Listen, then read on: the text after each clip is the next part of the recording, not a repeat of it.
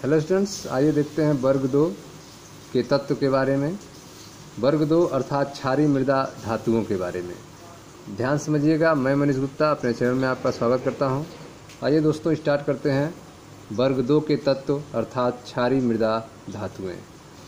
आवर्त सारणी के वर्ग 2 के तत्व हैं beryllium, magnesium, calcium, strontium, barium और रेडियम। तो आवर्त सारणी में वर्ग 2 में जो तत्व रखे गए हैं उन्हें क्षारीय मृदा धातुएं कहा जाता है, जिसमें ऊपर से नीचे जो तत्व हैं उनमें beryllium, magnesium, calcium, strontium, barium तथा रेडियम है। बेरियम के अलावा अन्य तत्व संयुक्त रूप से मृदा धातुएं कहलाती हैं। ठीक है, बेरियम जो कि वर्ग 2 का पहला तत्व है, इसको छोड़ दिया जाए तो इसके अतिरिक्त जो भी तत्व हैं उनको एक साथ जो है संयुक्त रूप से हम मृदा धातुएं कहते हैं। प्रथम तत्व बेरिलियम वर्ग के अन्य तत्वों से भिन्नता दर्शाता है। प्रथम तत्व जो वर्ग 2 का बेरिलियम है, यह वर्ग के अन्य तत्वों से भिन्नता दर्शाता है और एल्युमिनियम के साथ विकर्ण संबंध दर्शाता है।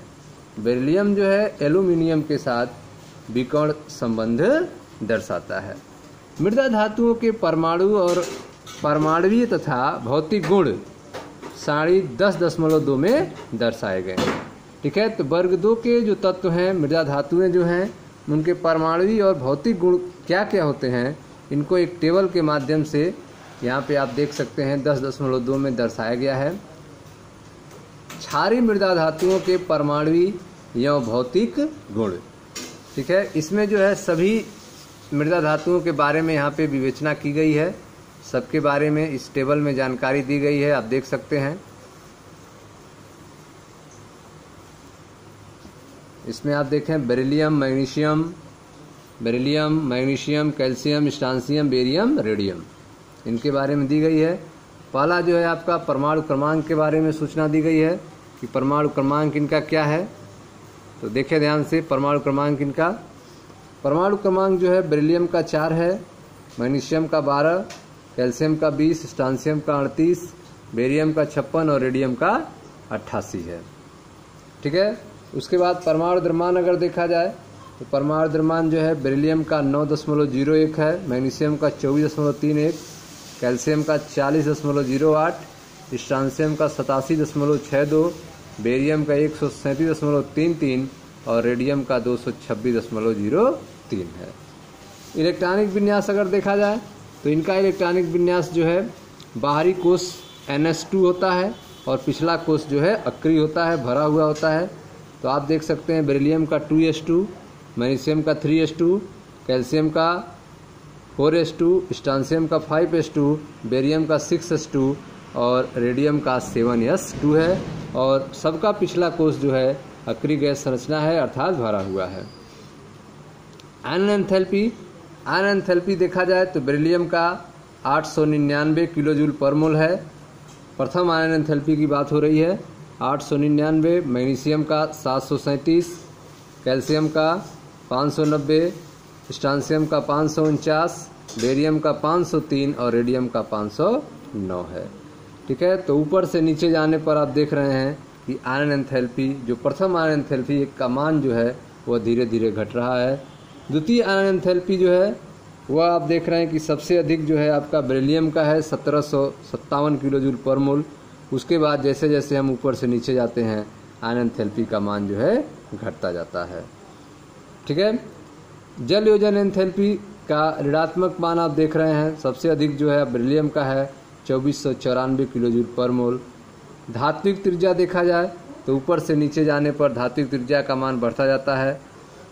बेरिलियम का 112 पिकोमीटर है, मैग्नीशियम का 160 पिकोमीटर, कैल्शियम का 197 पिकोमीटर, स्ट्रांसियम का 215 पिकोमीटर और बेरियम का जो है आपका 222 पिकोमीटर है। रेडियम आप जानते हैं रेडियो एक्टिव है। ठीक है, तो धात्विक त्रिज्या जो है ऊपर से नीचे जाने पर बढ़ रही है। आयनिक त्रिज्या भी ऊपर से नीचे जाने पर बढ़ती है। ठीक है, बेरिलियम का है आपका आयनिक त्रिज्या M2+ आयन के रूप में 31 पिकोमीटर, मैग्नीशियम का 72 पिकोमीटर है, कैल्शियम का 100 पिकोमीटर, उसके बाद स्ट्रांसियम का 118 पिकोमीटर, बेरियम का 135 पिकोमीटर, रेडियम का 148 पिकोमीटर। तो ऊपर से नीचे जाने पर आयनिक त्रिज्या का मान जो है बढ़ता जाता है।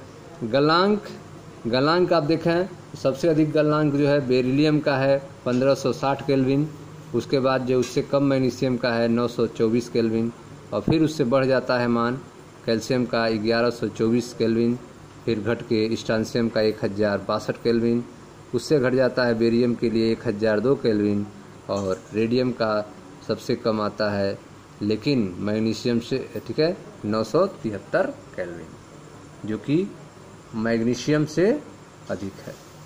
ठीक है।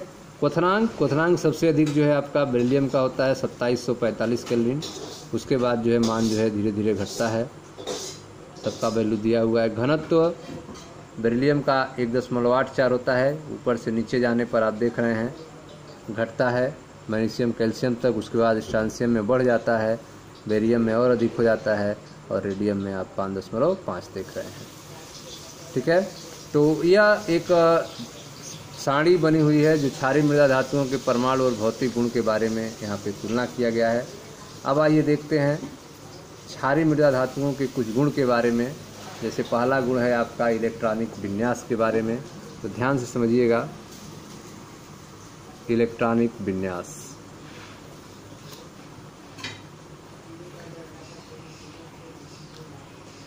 इन तत्वों के संयुक्ता कोश के यस कक्षक में 2 इलेक्ट्रॉन होते हैं।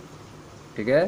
जो क्षारीय मृदा धातुएं होती हैं, इनके जो बाहरी कोश होते हैं अर्थात संयुक्ता कोश के यस कक्षक में 2 इलेक्ट्रॉन होते हैं। इनका सामान्य इलेक्ट्रॉनिक विन्यास जो है वह पिछला कोश उत्कृष्ट गैस संरचना होता है और बाहरी कोश NH2 होता है। तो उत्कृष्ट गैस NH2 होता है। क्षार धातुओं के समान ही इनके भी यौगिक मुख्यतः आयनिक प्रकृति के होते हैं। क्षार धातुओं के समान इनके भी यौगिक जो हैं मुख्यतः आयनिक प्रकृति के होते हैं। इनका इलेक्ट्रॉनिक विन्यास एक टेबल के माध्यम से आप देख सकते हैं। बेरिलियम का 1s2 2s2, मैग्नीशियम का 1s2 2s2 2p6 3s2, calcium का 1s2 2s2 2p6 3s2 3p6 4s2 है। इसी तरह से आप देख रहे हैं कि स्ट्रांसियम, बेरियम और रेडियम का दिया हुआ है। यह इलेक्ट्रॉनिक विन्यास हो गया। सबके बाहरी कोश का इलेक्ट्रॉनिक विन्यास NH2 है। ठीक है। यस में 2 इलेक्ट्रॉन है। उससे पिछला कोश जो है अक्रिय गैस की संरचना है अर्थात भरा हुआ है। दूसरा गुण आप देखें परमाणु और आयनिक त्रिज्या के बारे में। आवर्त सारणी के संगत आवर्तों में क्षार धातुओं की तुलना में क्षारीय मृदा धातुओं की परमाणु और आयनिक त्रिज्याएं छोटी होती हैं। ठीक है। तो आवर्त सारणी के संगत आवर्तों में क्षार धातुओं की तुलना में क्षारीय मृदा धातुओं की परमाणु और आयनिक त्रिज्याएं छोटी होती हैं। ठीक है। क्षार धातुओं की परमाणु और आयनिक त्रिज्याएं, ठीक है, क्षारीय मृदा धातुओं की तुलना में अधिक होती है, अर्थात क्षारीय मृदा धातुओं की आयनिक त्रिज्याएं जो होती हैं क्षार धातुओं की तुलना में छोटी होती हैं। क्यों? इसका कारण इन तत्वों के नाभिकीय आवेश में वृद्धि होना है। क्षारीय मृदा धातुओं के नाभिकीय आवेश में वृद्धि होती है, इसलिए इनकी आयनिक त्रिज्या जो है क्षार धातुओं से छोटी होती है। अगला प्रॉपर्टी है आपका आयनन एंथैल्पी। आयनन एंथैल्पी क्षारीय मृदा धातुओं के परमाणुओं के बड़े आकार के कारण इनके आयनन एंथैल्पी का मान न्यून होता है, कम होता है। क्षार मृदा धातुओं, जो क्षारीय मृदा धातुएं होती हैं, उनके परमाणुओं के बड़े आकार होने के कारण इनके आयनन एंथैल्पी का मान न्यून होता है। चूंकि वर्ग में आकार ऊपर से नीचे की ओर बढ़ता जाता है, वर्ग में आकार जो है ऊपर से नीचे की ओर बढ़ता जाता है, अतः इनके आयनन एंथैल्पी का मान कम होता जाता है। क्षारीय मृदा धातुओं के प्रथम आयनन एंथैल्पी का मान क्षार धातुओं के प्रथम आयनन एंथैल्पी की मान की तुलना में अधिक होता है। ठीक है। क्षारीय मृदा धातुओं का प्रथम आयनन एंथैल्पी जो है वह क्षार धातुओं के प्रथम आयनन एंथैल्पी के मान की तुलना में अधिक होता है। यह इनकी क्षार धातुओं के संगत तुलनात्मक रूप से छोटे आकार होने के कारण होता है। ऐसा इसलिए होता है क्योंकि इनका आकार जो है क्षार धातुओं से छोटा होता है। परंतु यह देखना रुचिकर है कि इनकी द्वितीय आयनन एंथैल्पी, जो द्वितीय आयनन एंथैल्पी का मान जो है वह क्षार धातुओं के द्वितीय आयनन एंथैल्पी की मान की तुलना में कम होता है। क्षारीय मृदा धातुओं की द्वितीय आयनन एंथैल्पी का मान क्षार धातुओं के द्वितीय आयनन एंथैल्पी के मान की तुलना में कम होता है।